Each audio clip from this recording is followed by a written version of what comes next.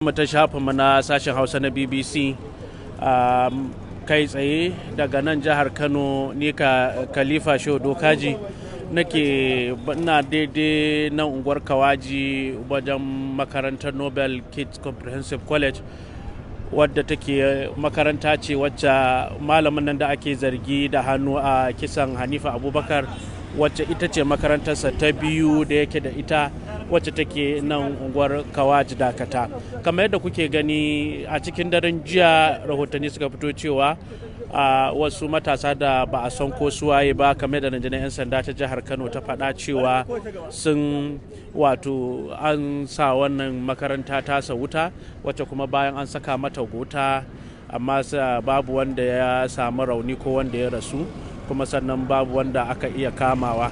To kamar yadda kuke gani ga baki ɗaya saman wannan makaranta a kone yake, babu komai, gashi nan, wadda da taimakon rundunar 'yan sanda ta jihar Kano da kuma al'ummar wannan mazauna wannan unguwa aka yi nasara aka kashe wannan wuta.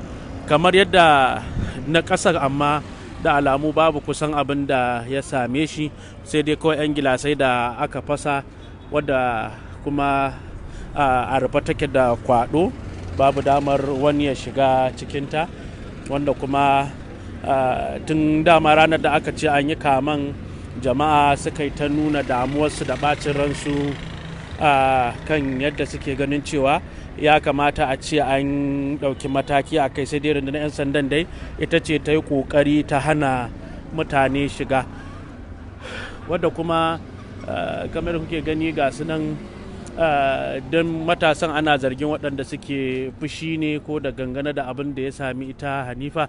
Kuke gani ga jama'a nan, kowa yana zuwa, in ya zo wucewa na tsayawa yana gani don ya ga abin da yake akwai, wasu kusa wasu kuma daga nesa, wanda zan yi kokari yanzu in sami wasu daga cikin mazauna wannan unguwa domin mu ji ta bakinsu dangane da yadda abin ya kasance.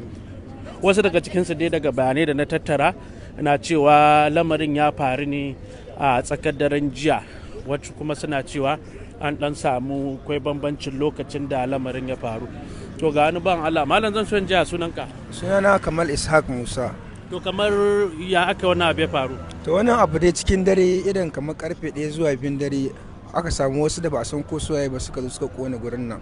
To kamar ya aka ta kashe wutar? Mutanen unguwa ne dai suka fito suka kashe, sakamakon 'yan kwana-kwana da ba su samu sun zo ba, sai mutanen unguwa su ne suka zo suka kashe. To kai da kai aka kashe wutar? A'a, ni ba na gurin, lokacin ma ni na yi bacci. To ga wani shi ma da yake, malam zan son ja sunanka? Sunana Yasir Abdullahi.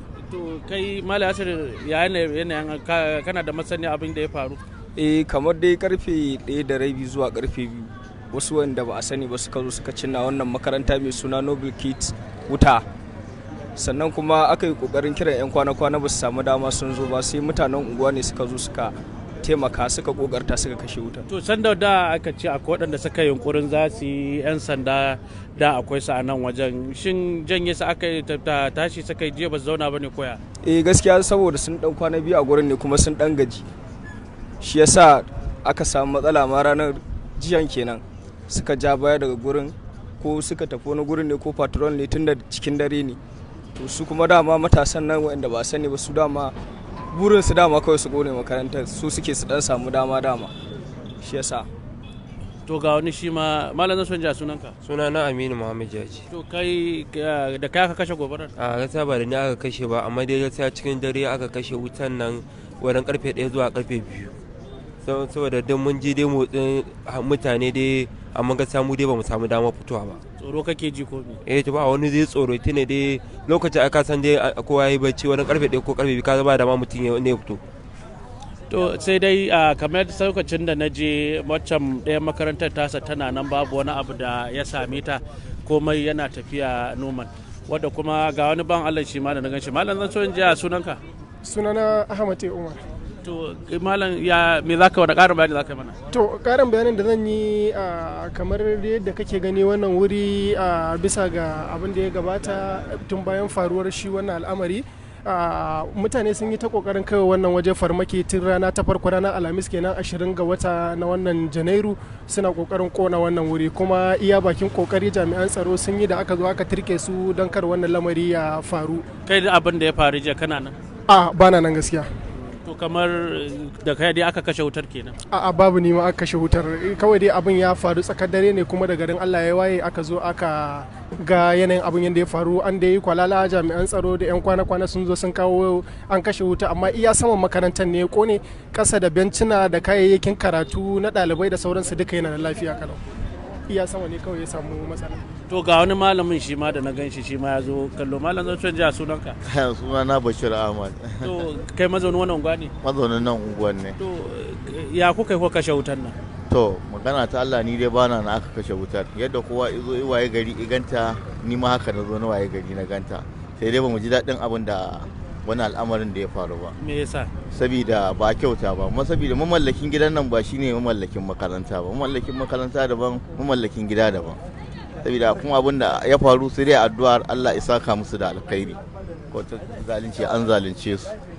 To masu sauraro ba masu bibiyar mu ta shafin mu na sashen Hausa na BBC, kamar yadda kuke gani al'umma ne suke wannan. To ga wani shi ma da malamin da na gan shi, zan so ji a sunanka. To wannan shi yana kaucewa bai san cewa komai. So kamar ana cewa za mu iya shiga ciki, akwai hanyar shiga. Kamar da dai wasu suke fagata mutane ne dai ga sunan kamar da kuke gani ta ko ina suna ta tururuwa suna zuwa don wannan makaranta, wasu suna da yawa suna so su gani. To ga shi nan, to ga nan wajen gashi alamu na yadda gurin yake. To ga ƙasa da mai da suka ambata babu wani abu da ya same shi, sai dai kawai benan ne abin ya shafa, wanda kuma game da na ambata dama sai da yi a fashe-fashe na gilasai shi ne aka yi, wanda game da wannan irin gawayyuka ne na katakwaye da suka kone, da kuma kusan babu wani abu da kake ji a wannan waje da yake tashi banda kauri na ainihin wannan gobara. Ga su nan duka ajujuwan suna nan, babu na ƙasa ba abin da ya same su illa dai saman. To can bangaren ma shi ma na biyu na ginin da ke cikin wannan makaranta babu wani abu da ya same shi, ma sai dai duka gashi nan dai da alamu rundunar 'yan sanda da kuma al'ummar gari su ne suka yi kokari suka kashe gobarar da ta faru a daren jiya. Ni Khalifa Shehu Dokaji nake tare da ku daga nan, wadda kuma to ga wani bawan Allah shi ma ga wasu shi ma to da dama dai gashi nan dai mutane ke ta shigowa wannan guri suna kashe kwarkwatarsu.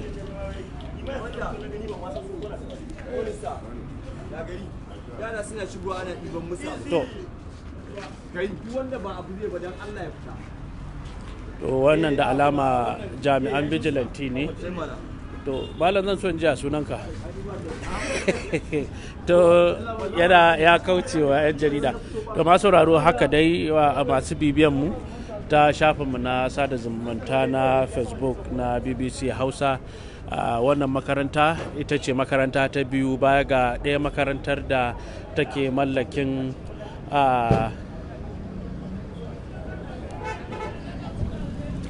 wadda take mallakin wato shi wani malamin da ake zargi da hannu a kisan ita Hanifa Abubakar.